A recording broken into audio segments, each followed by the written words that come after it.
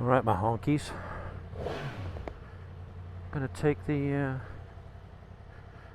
bike out for a little bit. Gonna hang out with that suave motherfucker, Jonathan. Look at his little bike. See if we can get him on intercom. I gotta get another wired headset. Gary and Liz.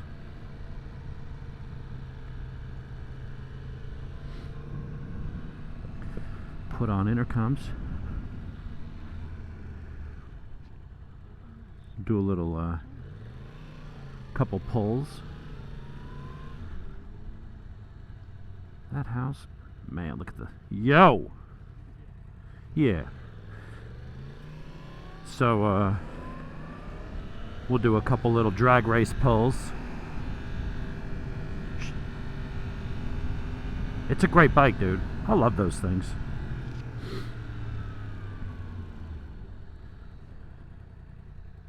Although I am liking this bike.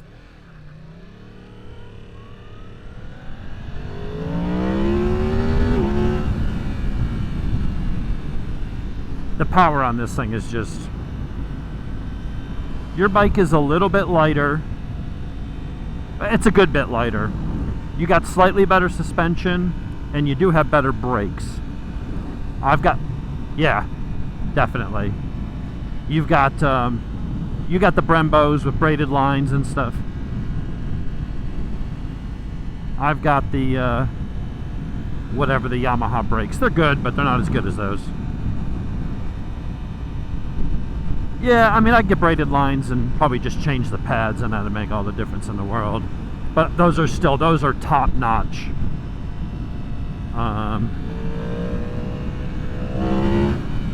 What this thing has is better electronics. It's a little bit bigger, so for me it's a little more comfortable, and it does have a lot more power.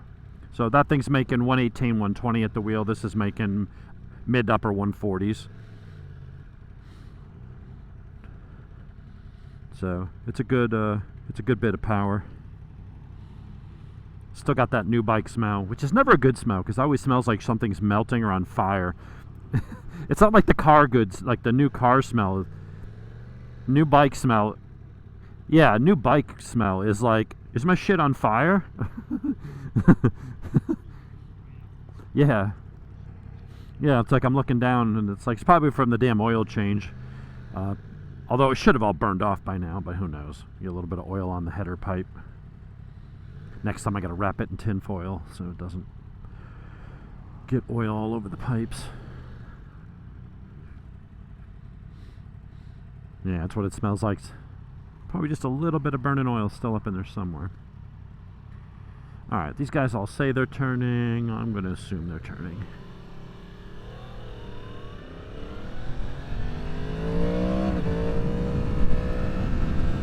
Yeah, when we get to a straightaway, and we'll see how badly you get raped.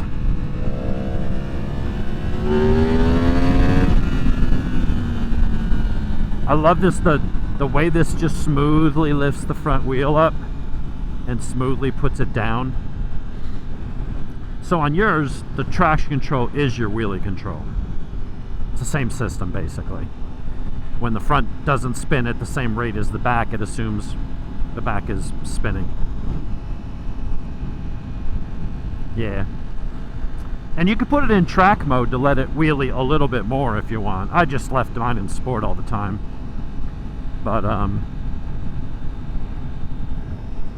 this one has the electronic package that's more like the new version that came out of that.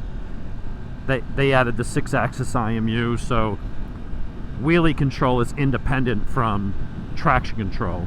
And traction control is independent from slide control. So if you're coming out of a turn and the back end spins up a little bit and that back end starts to kick out, you can tell it how much you want to control that. You want a little bit of slide, you want a lot of slide, you want all the slide, you know, or no slide. So all those systems are independent. So it knows when the bike is leaned over versus up.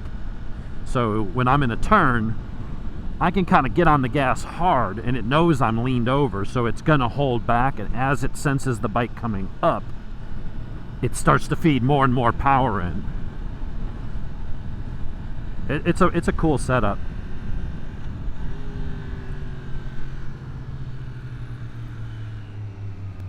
For stock bikes, these both sound pretty good. That's a great sounding stock exhaust system. Yeah, I decided I'm not changing this one for a while. I went and got the ECU flash for the stock exhaust. I'm like, fuck it. Every other bike I have is stupid loud. It's nice to have one, seriously, that isn't just like, in the background. I might be getting old. Instead of going to get dinner, I want to go back and sit on the lawn in a chair. I need some black dress socks up to my knees and a garden hose, and I'm just going to yell at the kids to stay off my lawn. But it's got to be sandals with up over the calf black dress socks. I'm just going to be that guy.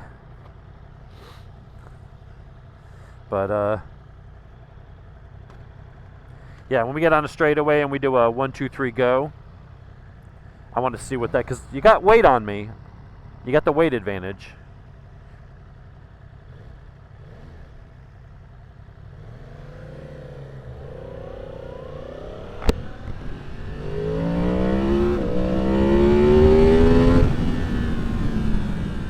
See, I like that exhaust note.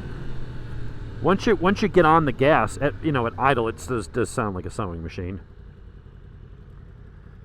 But once you get rolling, it's got that. It is like it's got that. It's this motor. It's the cross-plane crank motor from the R1. It's got this V4 sound to it. Just one of the best sounding engines out there, man.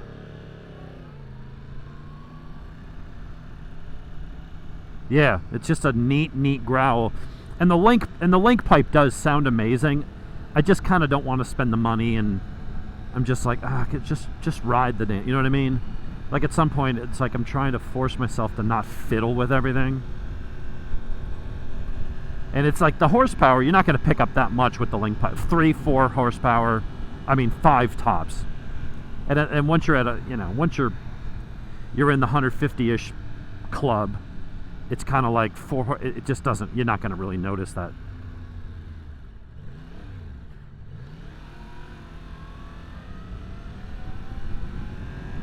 But it just glides around turns. I still got to get up to GMD to get the suspension set up.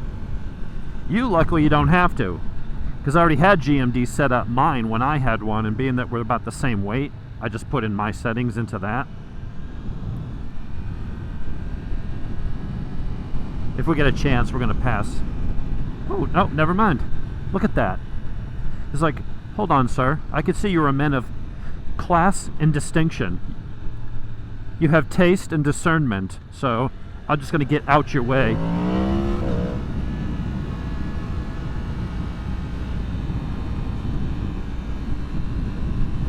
But it's like, okay, so I'm at like 7,000 RPMs. I'm just rolling along in second.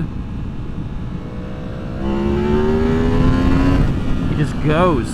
The front end kept trying to lift. I just see yellow lights flashing.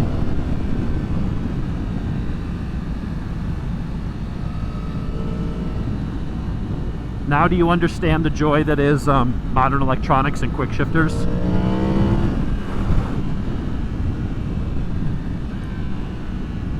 Yeah, I mean, you're just ripping around this road. All you do is worry about throttle and gas. And you click it down with your foot, but I'm not putzing around with the damn the clutch and rev matching and all that stuff.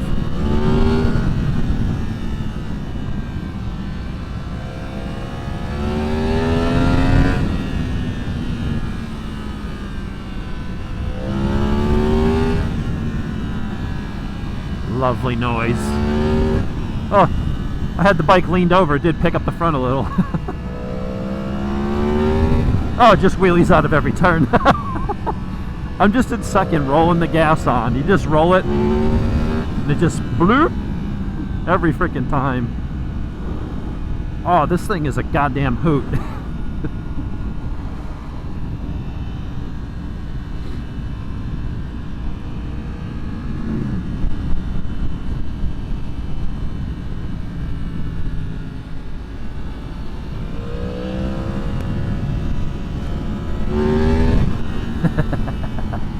Oh, it never gets old, man.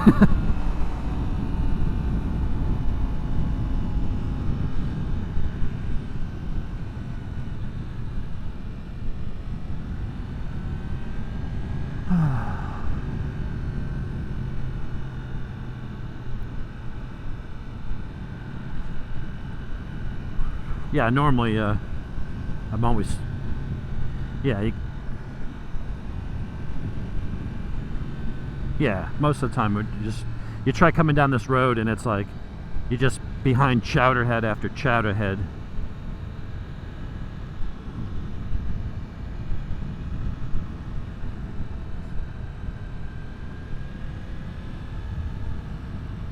Yeah, I mean, this is the joy that is naked bikes, man.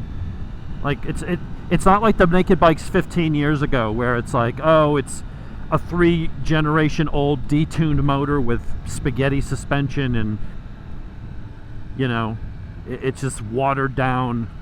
It's like these are the full. I mean, yeah, you don't have the fairings and stuff, but as far as performance goes,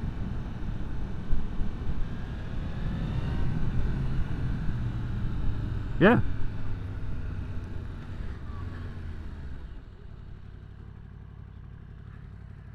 Yeah.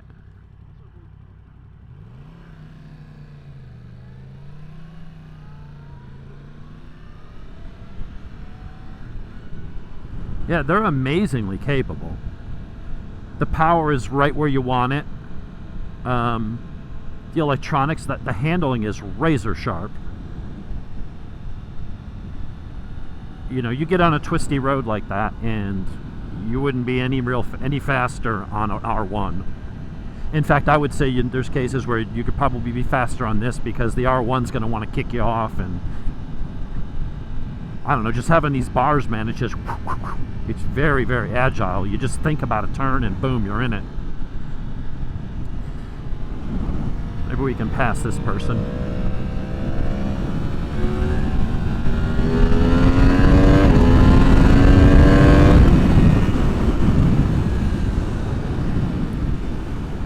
Indeed, we were able to pass.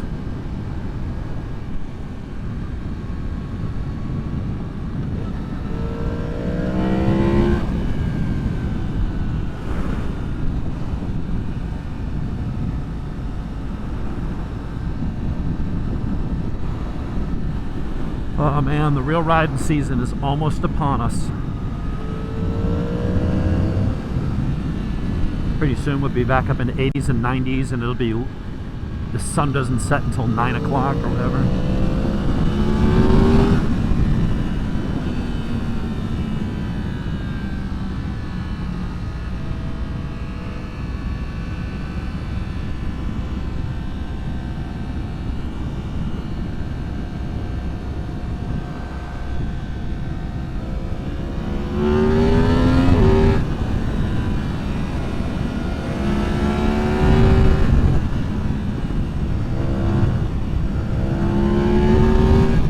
Even in third, dude, this thing's picking the front end up. Love it.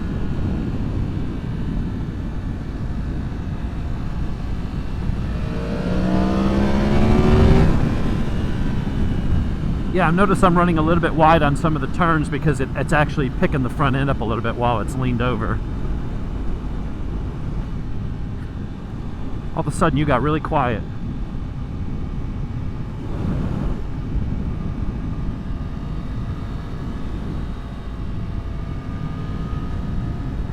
I'm going to turn my intercom off and back on again. Are you still there? Oh, there you are. Okay, yeah, I got quiet for a minute. Alright, so let's go. We can go up this way and go past Road Atlanta. We can go the other way, jump on the interstate for one exit, and go up to Brazelton Brew Pub. Oh, no, wait. Actually, you know what? I know some back roads we can go from this way. Alright, pull up alongside me in second gear. Second gear. Ready? I'll give it 2, 3.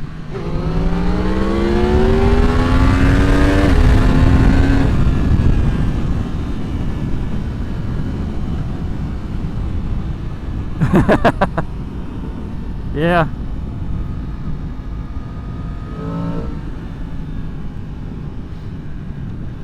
That thing's quick, man. That thing's quick.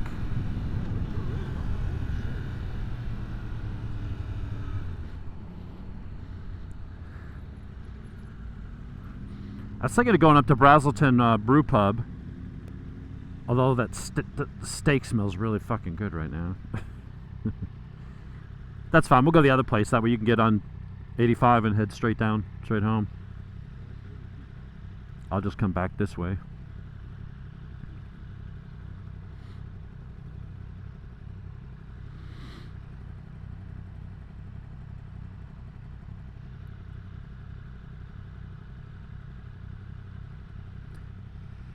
Yeah, it's either that or go to the sushi place. So Brazelton Brew Pub or sushi place. Okay.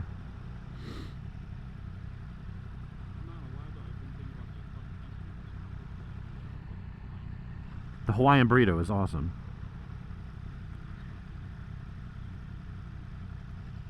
It's all I've gotten. We've been there like 4 times now. I just... That's all I ever get. I was like... Don was like, that's so boring. I'm like... I found something I like. So it's like, I know everything else on the menu. It's like, because it's like when you go to a Mexican restaurant, it's like,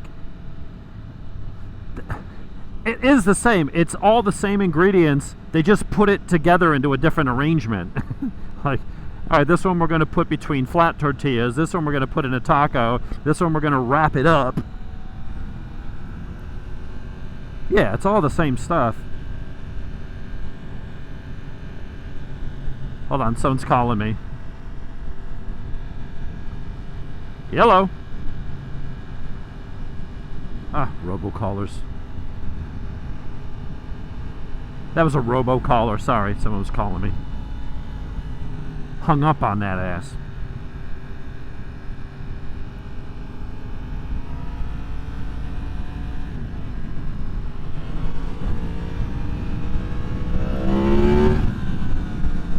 We'll make a left up here. The wonderful Chateau Elan. Well, not the chateau itself, but really nice subdivision. When you say you service customers there, are you talking about your gigolo thing, or are you talking about your...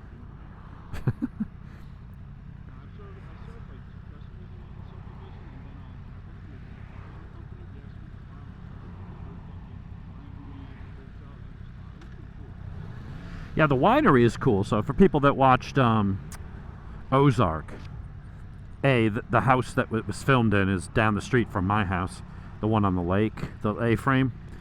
But then when they went to, remember the bad guy, the drug dealer, whatever guy, Dell, in the first season, they went to his estate, and that was actually, that was all chateau. You notice when you when you go down the driveway, you're like, oh, this is Chateau Elan. They made the chateau look like it was his house, like it, which is insane. Yeah, dude, all that stuff was filmed down here. So most of the stuff was filmed up on Lake Allatoona, but the house that they filmed in, that was their house they were renting from the old guy that had COPD in the basement or whatever, that's down the street from my house. And then what was the other place? Oh, when they went to the gun dealer, the really huge gun store where the kids were buying guns. It's like, oh, you asshole. It's like no kid is walking into a gun dealer in America and just buying guns. But so that political bullshit aside, but that was Adventure Outdoors over in Marietta. They just changed all the signs. Which, if you haven't been there, their prices aren't really the greatest. They're okay, but it's it's like walking into Home Depot. It's like that big. It's like a Home Depot. Oh God, yeah, dude.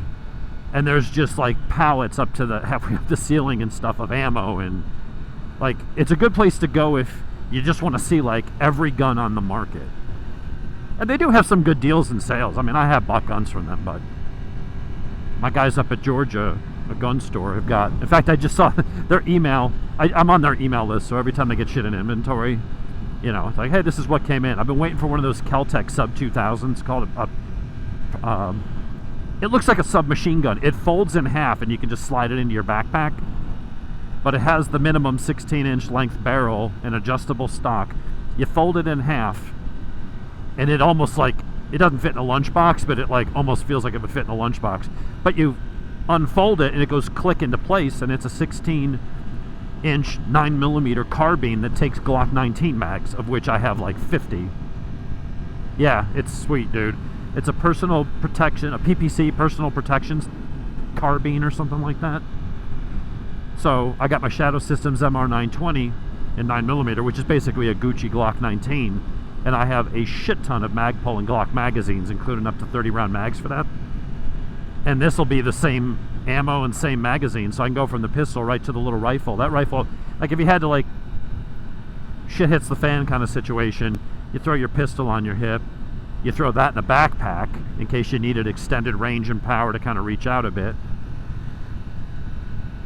And then you can just swap mags between the handgun and the rifle, which is nice. It's nice. I can dig it. Yeah, so it was like $429. I just saw the email and I'm like, I don't really need another gun right now. I just sold some to downsize a little, but I've been wanting one of those for like a year. And you can never get them in Glock 19. You'll see Beretta, M&P, or Glock 17. And the 19 ones are just, those are the first ones to go. Everybody wants those. So I was like, hold one for me. I will be there tomorrow. And I got the gun I'm carrying now is the GX4 by Taurus, which is the new version of what you have, the G2C. So mine's just a little smaller, a little thinner, but similar sort of concept.